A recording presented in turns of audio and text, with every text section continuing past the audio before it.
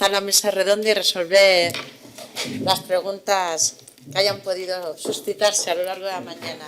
Te voy a poner otra silla.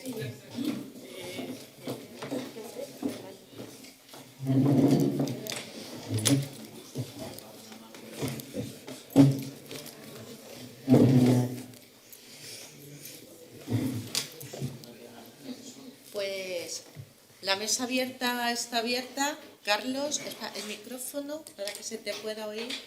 Ah, mira, ya viene por ahí.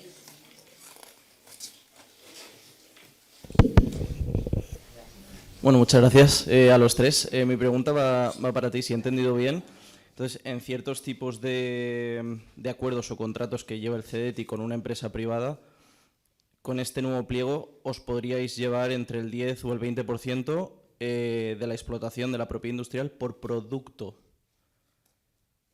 Bueno, hemos puesto de la tecnología en el pliego, está indicado ventas derivadas de la explotación de los resultados del presente contrato. O sea, no especificamos tanto si es por producto o servicio. Pero sería, digamos, sí. de carácter singular, Sí, o sea, cada sí, producto o cada sí, servicio. en principio sí. Es que me parece bastante alto. Lo comparas, por ejemplo, con una plataforma que se llama Banshee, que básicamente es como una patent pool, es una infraestructura que concentra todas las patentes necesarias, en este caso en el campo del Internet de las Cosas, para implementar 4G o 5G en coches. Y la licencia de todas las patentes simplemente es de 3 a 15 dólares por coche vendido, que sería como el 0,0, entre el 0,01 y 0,05% del producto. Por eso me pareció un poco... Pero bueno, si me dices que claro, que es algo nuevo y que está sujeto a interpretación, era por si había alguna clarificación más. Yo sé que fue un poco lo que Entiendo. se estudió, lo que se decidió que era razonable, pero es sobre las ventas, ¿eh? Es un porcentaje sobre las ventas, no tanto sobre los derechos, digamos. Pero sí, Vale. sí. Gracias. Pero ya os digo que las empresas presentan siempre, en algunos depende del contrato, hay en algunos que es 5%. Entiendo, vale, gracias.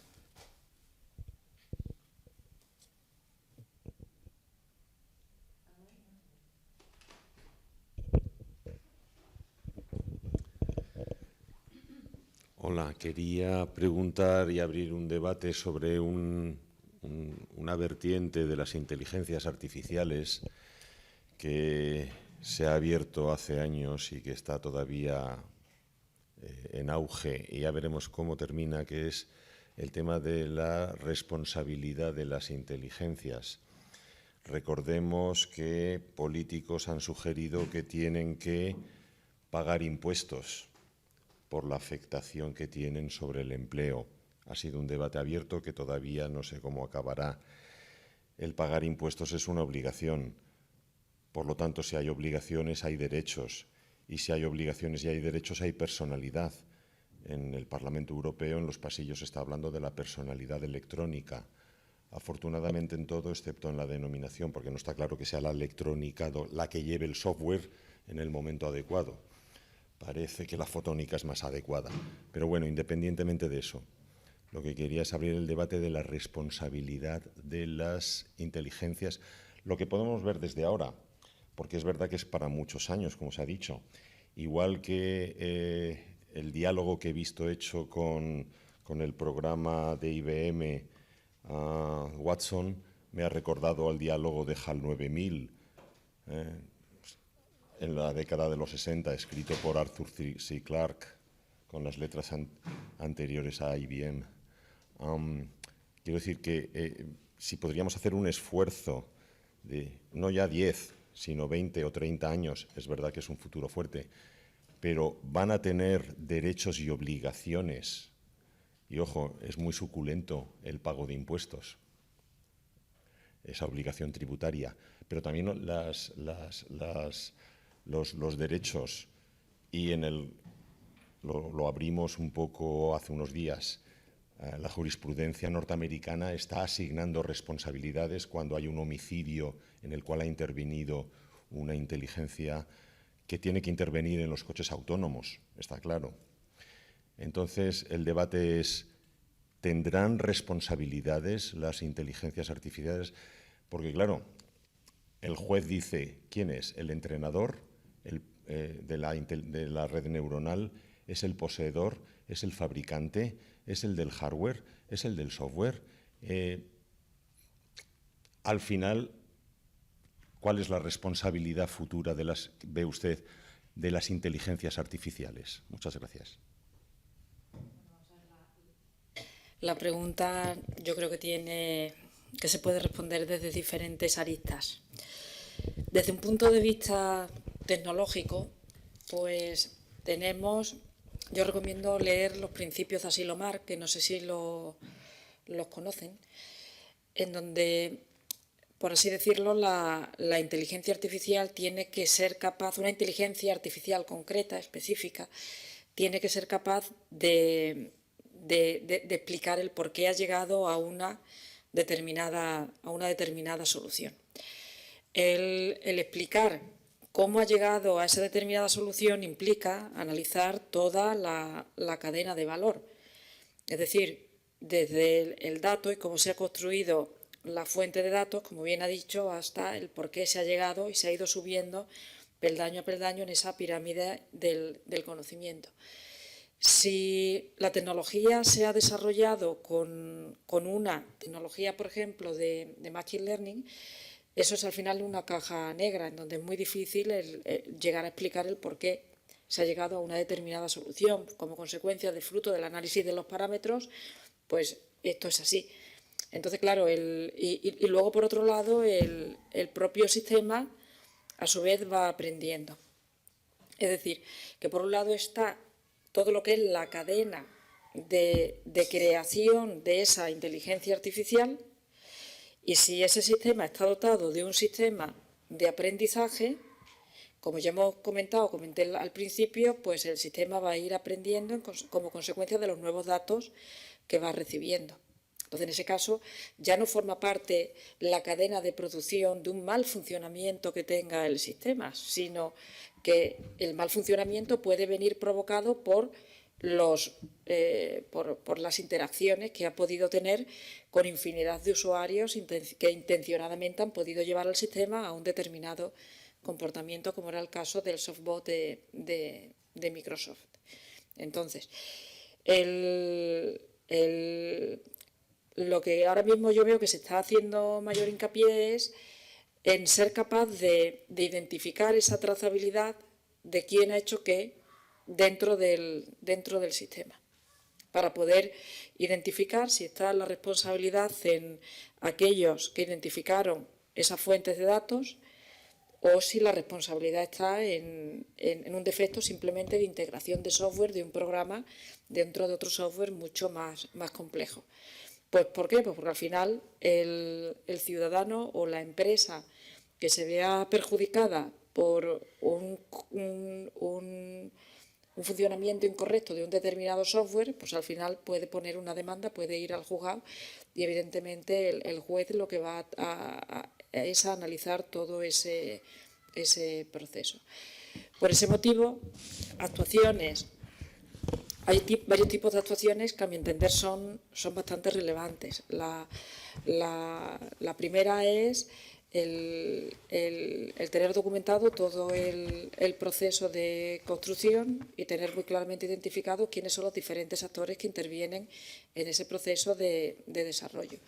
La segunda es, y eso es a futuro, cómo toda la regulación para tener una inteligencia artificial segura que propone la Comisión Europea se va a transformar en los sandbox o en esas guías metodológicas que digamos, los distintos actores tendrían que seguir. Entonces, aquí el gran punto a favor, entiendo, es que a la vez que se está desarrollando la inteligencia artificial, se está pensando en todo este tipo de actuaciones y en el impacto en el caso de fallo, con bastante antelación a otros estados previos de la digitalización. Luego, evidentemente, por otro lado, está, y el principal problema lo van a tener los sistemas de aprendizaje automático, aquellos que pueden modificar su conducta, porque alguien tendrá que decir alguien tendrá que decir en qué momento deja de tener esa conducta. Por ese motivo también ha salido por parte de la Secretaría de Estado de Inteligencia Artificial una call para hacer un observatorio de si los sistemas de inteligencia artificial realmente van a cumplir ese sandbox regulatorio, ese sandbox que lo que hace es generar, digamos, transformar en una metodología o en unas guías fáciles la reglamentación europea, y en ese sentido España está siendo pionera. Esa sería la principal, o sea, puntos desde el punto de vista tecnológico para la parte del machine learning. La parte de ontología, lógica, etcétera, como somos capaces de explicar el razonamiento, lo tenemos bastante más sencillo. Y luego, por otro lado, está la propiedad a quién pertenece ese sistema de inteligencia artificial. Es decir, que yo sepa, ahora mismo un sistema de inteligencia artificial no puede darse de alta como una empresa de base tecnológica, por ejemplo. Ni tampoco un sistema de inteligencia artificial ni es una persona física ni tampoco es una persona jurídica, con lo cual ese sistema de inteligencia artificial pertenece a alguien, y ese alguien, en el caso de ser, repito, yo soy de informática, no soy de derecho, o sea, pero entiendo que ese alguien que es propietario del programa de inteligencia artificial estará pagando también unos impuestos, y que mientras más gane, pues más impuestos paga en ese sentido a la hacienda pública, ¿vale? Entonces, desde el punto de vista de la recogida de impuestos, pues por ahí hay desde luego una vía que quien sea tendrá que decidir cómo lo gestiona. Y luego, por otro lado, el gran temor que existe es todo el tema del empleo y todo el tema del empleo. Y si no sé si andamos con tiempo, pero si queréis os voy a contar una anécdota. Un día que yo estaba en Boston, pues cogí un Uber, y entonces el conductor de Uber, y ¿usted qué viene? Pues yo vengo aquí al MIT, no sé cuánto, tal, y vamos a hablar de inteligencia artificial. Esto de la inteligencia artificial nos van a quitar el trabajo, tal y cual. Y le pregunté al señor, digo, ¿usted piensa que la digitalización le ha quitado trabajo? Digo, porque usted tiene trabajo en Uber gracias a la digitalización, gracias a que ha existido un nuevo modelo de negocio. El señor antes me había dicho que él pertenecía a la construcción y que se había reconvertido al tema del Uber. Pues aquí en la inteligencia artificial pues puede ocurrir situaciones similares en donde va a haber personas que decidan cambiar de empleo. Evidentemente el mercado que se va a crear está siendo tremendamente grande. Existen falta de perfiles especializados en estas temáticas y lo que está ocurriendo es pues que ciertos perfiles se tienen que reconvertir para empezar a utilizar otro tipo de tecnologías, y al mismo tiempo, y para eso están toda la parte de formación continua. Y luego, por otro lado, evidentemente, pues los que tenemos hijos en edad de elegir o en edad universitaria, pues toda la parte TIC va a ser una fuente de empleo tremenda. Con lo cual, desde un punto de vista judicial, tendrán que estos sandbox regulatorios pues van a ir afinando quién es en caso de fallo, quién es el culpable. También en caso de éxito está muy claro quién va a ser el que se va a llevar el beneficio. Yo no creo que, yo creo que estamos muy lejos de que haya empresas que sean de una personalidad jurídica que sea un software, y evidentemente pues es una oportunidad de empleo. No va a quitar trabajo, sino que va a dar trabajo, pero de otra manera. Y como ha comentado Alejandro, todas estas tecnologías incluidas en los nuevos procesos pues van a agilizar también el trabajo que cada uno está haciendo, tanto en la oficina de patentes como en cualquier otra rama de la industria o en el sector empresarial o administraciones públicas. Pero sobre todo es que se está introduciendo de forma incremental, que los chequeos son grandes, que evidentemente cuando el sistema autoaprende hay que vigilar lo que está autoaprendiendo. Pero hay que dar una visión de confianza. O sea, uno no se pone a detectar en radiografías de pulmón qué es lo que pasa, ¿no? Uno dice, pues voy a entrenar para COVID, y posiblemente llega a detecciones, a una eficacia que es mucho mejor que la que puede realizar un ser humano. Y repito, que no está para sustituir, sino la tecnología siempre para ayudar. Una pregunta muy breve. ¿Y se guarda un histórico? El log. Claro, eso cada empresa sabrá cómo tiene implementados sus sistemas. Yo entiendo que, o sea, desde el punto de vista del desarrollo de software universitario, pues sí que solemos hacer guardar los logs. Yo entiendo que cualquiera que tenga un sistema de inteligencia artificial, lo primero el log también le sirve a la propia empresa para autoprotegerse. Porque si tienes a un avispado que te está diciendo que ocurrió tal cosa porque el sistema le dijo que hiciera eso, pues la propia empresa, para poder defenderse de aquello, es demostrar los logs de que la persona a lo mejor no accedió al sistema o está mintiendo. De hecho, está propuesta en el reglamento de Sí. inteligencia artificial de la Comisión. Eso forma parte del sandbox regulatorio y de las metodologías, digamos, el desgranar la regulación europea a unas guías concretas de lo que los sistemas realmente tienen que estar haciendo. O sea, para ver cómo tiene que estar implementado como una especie de checklist.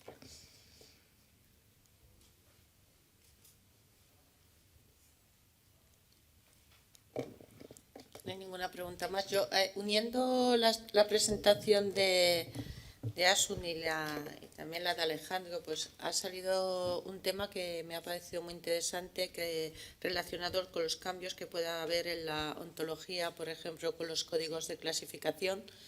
Tú has mencionado la CPC, que puedan utilizar los examinadores, aumento de códigos determinados como parte, podría ser casi como una forma de trabajo para hacer el chatbot, ¿no? De pregunta-respuesta, viendo cómo influye en todo eso y cómo se puede crear ese vínculo. Eso me gustaría que a lo mejor... Sí, lo tenía yo apuntado aquí, lo tenía apuntado ahí para contestarte. Vamos a ver, las ontologías y las terminologías son instrumentos vivos que van evolucionando día a día. Es decir, como consecuencia de nuevas invenciones, pues aparecen nuevos términos y evidentemente los tesauros y las clasificaciones tienen que ser capaces de incorporarlos. Entonces, a modo de ejemplo, en el año 2008 hicimos un sistema para la FAO, que lo que hacía era utilizar terminologías multilingües. Evidentemente, hay una terminología que es fija, pero hay otra terminología que va evolucionando con el paso del tiempo. Entonces, claro, todos estos sistemas y estas organizaciones tienen la primera clasificación, tienen un sistema de términos que aparecen y luego tienen también un sistema de workflow para ver cómo esos nuevos términos que van apareciendo se van incluyendo en la clasificación. ¿Qué es lo que ocurre? Que puede ocurrir que una patente, en este caso, esté clasificada de acuerdo a un término muy general y que con el paso del tiempo hayan surgido términos más específicos. Entonces alguien puede pensar, tengo que reclasificar los términos de esta patente de acuerdo a la nueva clasificación. Pues bien, para eso uno no busca en el conjunto de los miles de términos que tenemos en la clasificación, sino simplemente en aquellos que es más específico. Y por supuesto eso ahora se puede hacer o bien de forma automática, analizando los textos en lenguaje natural, o bien se puede hacer mediante un sistema de alarmas en donde a medida que se va incluyendo un término nuevo que siempre es más específico, pues te saca un conjunto de patentes y le dice, oye, ¿esto de aquí se ajusta a un nuevo término o no? Es decir, que eso siempre se puede hacer en back office, pero lo importante es ver que esas terminologías y esas ontologías son vivas, y en segundo lugar que uno no llega e introduce un término porque le da, hablando informalmente, la real gana, sino que existen una serie de workflows estandarizados en donde para incluir un término nuevo, tanto a nivel del World Wide Web Consortium o imagino a vuestro nivel, pues tiene que estar mucha gente de acuerdo para que esa clasificación cambie. Sí, o sea, el comentario iba un poquillo más allá porque el propio cambio de la ontología contiene una información. El hecho de que se haya cambiado significa que ese campo puede ser más o menos activo. Si no se cambia es que el campo no es activo. O sea, no es simplemente volver a clasificar lo que ya se sabe, sino entrar en esa nivel o meta-ebene o nivel meta-nivel, para hablarlo de alguna manera, que a veces se nos olvida. Es decir, los idiomas cambian y eso reflejan también los cambios. Entonces, las ontologías también pueden cambiar y entonces podemos extraer algún tipo de información. De la misma manera que las culturas escritas pueden generar, como has dicho, leer, pensar, generan conceptos. Las culturas orales no tanto porque no lo pueden establecer. Es decir, que el propio cambio contiene una información. Entonces, si nos basamos únicamente en lo que dicen los datos estructurados de las patentes, la fecha, el número, tal, y el texto en sí mismo, tenemos la información sobre eso. Pero si observamos también cómo evoluciona la clasificación en sí misma, podríamos vincular ambas cosas para obtener todavía mayor conocimiento, mayores patrones. Lo único que decía era que todo esto es un campo en el que deberíamos proporcionar más tools, más ayuda, no ayudas financieras, sino más tools, más caldos de cultivo para poder establecer ese diálogo y poder llegar a un conocimiento mayor y por ende a una sabiduría tremenda. Bueno, ya sería, eso sí que sería el futuro. Sí, andando en este tema, o sea, realmente si tú haces por eso las ontologías tardan tanto tiempo en construirse, es un proceso que a lo mejor uno puede tener 2 años, 3 años de construcción, al menos las que nosotros hacemos con el consorcio de la World Wide Web, pues son reuniones a lo mejor cada 2 semanas, 1 hora, hora y media, donde se analiza un trocito, a la semana siguiente otro, y hasta que todo el mundo no está de acuerdo y han pasado por una serie de procesos, las ontologías no se hacen públicas. Entonces, uno intenta siempre construir de una forma lo más sencillo. O sea, la ontología implica acuerdo en la visión de un determinado dominio. Y cuando alguien quiere promover esos cambios en la ontología, entonces se comienza otro proceso de otros 2 años hasta decir, bueno, ahora vamos a modificar. ¿Qué es lo que provoca ese cambio? Provoca el tener que transformar y revisar todos y cada uno de los datos que tenemos para ver si los datos se ven afectados por esos cambios que nosotros hemos hecho en el modelo, ¿vale? Entonces, bueno, es un proceso que en cierto sentido pues es costoso.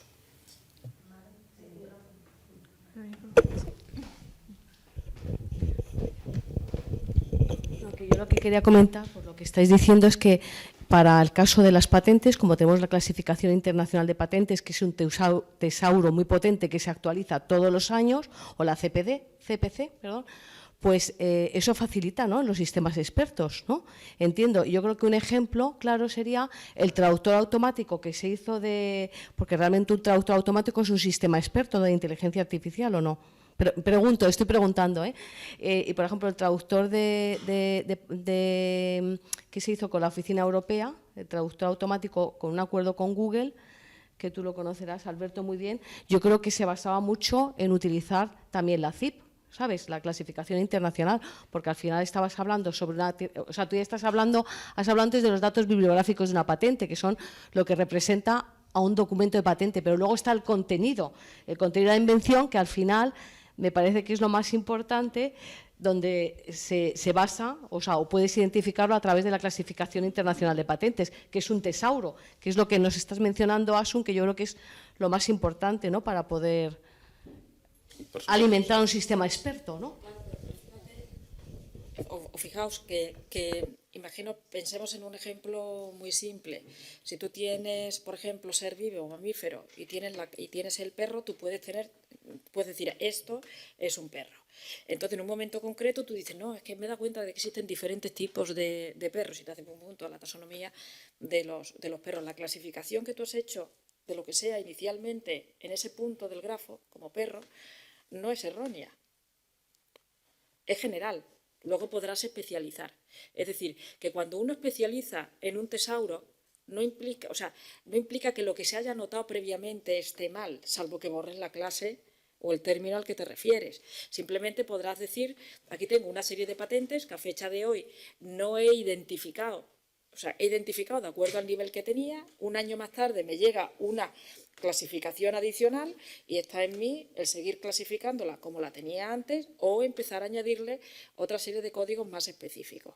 ¿Cómo añades esos códigos más específicos? Pues a lo mejor mirando con un programa que te detecta esos códigos específicos junto con el texto escrito en lenguaje natural. Y entonces, bueno, pues evidentemente ahí tienes que saber si ese texto en lenguaje natural te permite ser más preciso. Pero en ese caso yo siempre mantendría el código inicial que se puso y metería adicional el más específico. Porque luego eso puede estar bien, puede estar mal, tendría que validarse, etcétera.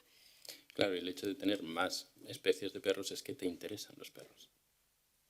Entonces, te interesan los perros. Claro. Entonces, es un signo, es un elemento que te dice, aquí hay un interés. Si no hubiera interés, con un perro basta. Si empezamos a decir, me gusta un fox terrier o un galgo, es que quizá hay un cierto interés ahí.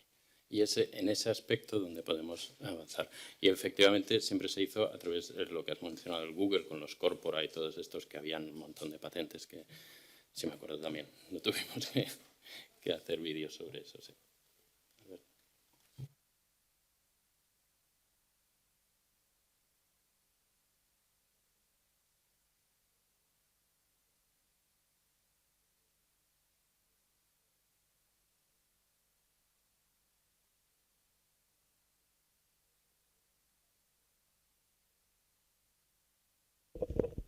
La lucecita está encendida.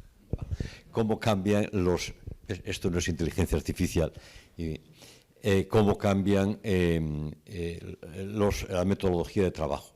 El otro día, hace 2 semanas, no es un ejemplo de patentes, pero es un ejemplo de marcas, la EUIPO ha publicado una nota en relación con el metaverso y con la clasificación internacional de productos y servicios en marcas, diciendo que no pueden seguir exactamente los términos de la clasificación internacional tal y como van a ser modificados ahora por OMPI, porque no están de acuerdo, necesitan mayor precisión. ¿Cómo van a resolver ese problema, esa contradicción entre la clasificación oficial ya modificada, que la están modificando, y sus propias necesidades operativas a través de las guidelines? Es decir, se introducen esos cambios operativos en la manera de trabajar de ese organismo internacional. Y un poco pasa también en la EPO, en donde las guidelines avanzan a aquellos cambios que, por razones muchas veces burocráticas y operativas, no se pueden introducir tan fácilmente. Y eso resuelve parcialmente lo que tú señalabas antes, Aurora. Y es al final lo que está sucediendo. ¿Qué sucede después en la práctica? Hay un problema distinto. Por ejemplo, en la EPO, cuando se empezó a utilizar inteligencia artificial para la clasificación de las patentes, se llegaba hasta un cierto nivel. Y a partir de ese nivel, los examinadores, de alguna manera, un poco por esa idea de mantener su estatus y su rol, querían examinar el resultado de los trabajos del ordenador y hacer el último paso de la clasificación, que es un tema distinto. Hasta dónde y hasta cuándo eso se va a mantener no lo sabemos. Lo que sí es cierto es que hay un cambio operativo fundamental y ese cambio operativo se va a continuar en el futuro. Sí, vamos, por supuesto, todo lo que son elementos de inteligencia artificial que se están introduciendo siempre siguen siendo herramientas que tenemos que utilizar, ya sea para preclasificar, para clasificar o para que nos den el allocation de los files o lo que sea. Son herramientas que tenemos que integrar en nuestros modos de trabajo y efectivamente olvidarnos de que no, yo lo hago mucho mejor, pues quizá no. Entonces, eso es una transición y es lo mismo que decías, no son que no nos vayan a sustituir, son herramientas que tenemos y que o las aprendemos a utilizar o ahí no es que no nos sustituyan, pero nos vamos a quedar cojos. Están ahí y lo importante también es saber qué es lo que hay detrás, sobre todo para examinadores. Yo todavía hice 10 años de examen. Si uno no sabe cómo está funcionando y es una black box, es difícil de saber si hemos hecho el trabajo correcto o no. Si sabemos razonar con ellos, entonces ya sí, es más fácil. Por lo menos desde mi perspectiva de examinador, era decir, bueno, me fío porque esto es lo que me está dando y sé lo que está haciendo. Si lo que me da, digo, bueno, pues como meterlo en Google, el primer resultado es el que cuenta y todo lo demás no existe. Es una visión un poco dicotómica de la vida, pero bueno.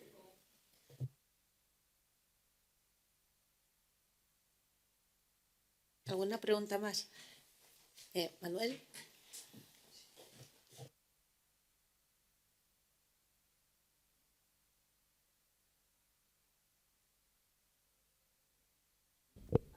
Ahora, ya que tenemos aquí a la academia, tenía yo la inquietud de la calidad de los productos que modestamente hacemos en las oficinas nacionales de patentes y en las regionales de solicitudes, que es el tema de la calidad vista por otro poder distinto al que tenemos, que es el poder ejecutivo. Y hablo del poder judicial, la jurisprudencia. Como uno de los métodos más efectivos de los tres que hay, de los seres superiores de aprendizaje, uno de ellos incluye el aprendizaje a partir de errores. ¿Quién corrige el error de un registro? Un miembro independiente, inamovible, en este caso en España, miembro del Poder Judicial. Vosotros tenéis 34 o 35 cortes diferentes con un montón, aunque internamente no os obliga un juez. En esos 30 países soberanos sí. En España yo voy siguiendo la jurisprudencia, que no es fuente de derecho, pero sí es informativa, y a mí me corrigen los jueces. Es correcto que un registro sea solamente corregido por otro poder independiente. E intento aprender de errores. Uno de los errores más recientes que puse hace unos días es la patente española por procedimiento europeo de la Thermomix, declarada nula por un magistrado de la sección 15. Lo hemos analizado unos cuantos jueces. Bueno, yo no, amigo de jueces. Hay que ser amigo de los que nos corrigen.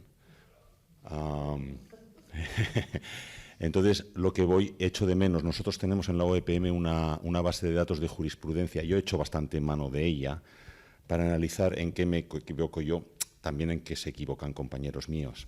Yo estoy en OEPM. Y me gustaría saber las equivocaciones que vía esos magistrados de esos 30 y tantos países, que son independientes e inamovibles, no sé sus constituciones, pero los supongo. No me estoy refiriendo a la jurisprudencia administrativa de las cámaras de apil y de superapil, no, me refiero a poder judicial auténtico. ¿Hay alguna forma en bases de datos para el Goal 3 de aumentar la calidad, no internamente, sino con retroalimentación externa proveniente? Porque yo echo de manos vuestro examinador de esa patente, que le puso verde el magistrado de la sección 15, por mandato constitucional español, parte soberana del Tratado de Múnich. ¿Tenéis algún plan de tener una jurisprudencia judicial, valga la redundancia, para corregir como academia, aprender a partir de errores? Los profesores aprendimos, por lo menos a mí me gusta aprender de los errores que cometo enseñando. ¿Tenéis algún plan de arbitrar? Sé que son 34 sistemas jurídicos distintos, eso es verdad. La novedad checa no es la novedad española y la actividad inventiva danesa no es la actividad inventiva alemana. Pero ya que sois una agencia, organismo intergubernamental que manejáis esto, ¿tenéis algún plan de darnos a los países miembros del Tratado de Múnich alguna base de datos de errores? Es feo, pero es como la oncología. Aprendemos de los errores. Ya está hecha la pregunta. Perdón. Existe la posibilidad de ver cuáles son y de linkar esas sentencias. Lo que hacemos lo que hacen los examinadores, me incluyo entre ellos, es seguir lo que aparece en las guidelines, que es lo que se deriva de todas este tipo de discusiones en los que pueden intervenir. Pero dentro de la oficina, como examinadores, no tenemos un mecanismo de decir la sección checa ha dicho A, el examinador lo ha hecho mal. Claro, ese es un proceso de filtrado, de decir cuál es la jurisprudencia, qué ha sucedido en ese caso en particular, y todo eso se acaba filtrando y puede ser que cambie en las guidelines, en las richtlinien, que se cambia cada año. Pero todo eso es un proceso de acumulación y de evolución. No hay un sistema en el que nos diga, porque como bien dices, pueden haber 34. Si uno dice A y el otro dice que está mal, es un error o es una diferencia de opiniones. O es una diferencia de apreciación por sus propias jurisprudencias previas o incluso su saber. Entonces, ahí empiezan a haber demasiados elementos en juego como para poder definir que de una sentencia única se derive un error que sea aplicable a todos, porque lo que nosotros hacemos es seguir lo que aparece en las guidelines, que es aplicable a todos. Entonces, obviamente estamos otra vez en el problema de la granularidad. Uno, para que afecte a todos, tiene que haber una cierta. Entonces, sí que hay un link para saber qué es lo que ha sucedido, si la tenemos disponible, pero todo el procedimiento para incorporar todo eso en las prácticas es un procedimiento de acumulación, si quieres. Y nuestra principal fuente son primero las decisiones que aparecen en las Boards of Appeal, sobre todo en las Extended Board of Appeal, que entonces eso sí que se traslada directamente. Entonces, las revisiones, hay también una serie de los Patent Law Committees en los que todas estas cosas se van discutiendo y van finalmente integrándose. ¿Vale? Pero no es one-to-one, porque entonces estaríamos locos. Y el colega que ha hecho la de la Thermomix ahora dice, caramba, me tengo que replantear mi futuro. No, o sea, es simplemente otra cosa. Entonces, obviamente hay, pero somos muchos, hay muchas jurisdicciones y muchas jurisprudencias detrás que tenemos que ir amalgamando. ¿Alguna pregunta más? Pues damos por terminada la mesa redonda de hoy. Luego a las 4 nos volvemos a ver en la sala para escuchar a Ángel García Vidal, que le tenemos ya aquí con nosotros, y un aplauso para los 3 ponentes.